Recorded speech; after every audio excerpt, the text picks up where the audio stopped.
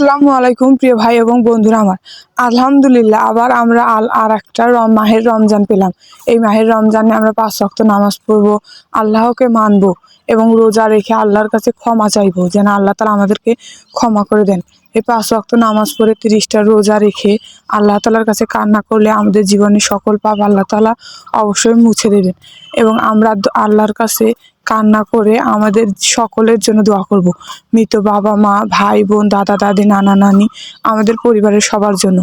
বন্ধুরা, আলহামদুলিল্লাহ বলে যাই একবার, এই আর একটা রমজান আমরা পাওয়াতেই।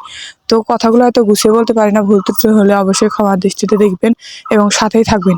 আপনারা একটু ভালোবাসা দিলে আমি সামনে এগিয়ে যাব। আমি নতুন, অবশ্যই ভালোভাবে সবকিছু বলতে পারি না। অবশ্যই আমাকে ক্ষমার দৃষ্টিতে দেখবেন এবং আমার সাথেই থাকবেন। সকলের প্রতি আমার ভালোবাসা রইল এবং শ্রদ্ধা থাকবে। সবাই অবশ্যই ৫ ওয়াক্ত নামাজ পড়বেন, সৎভাবে চলবেন। ভালো থাকবেন। আসসালামু আলাইকুম।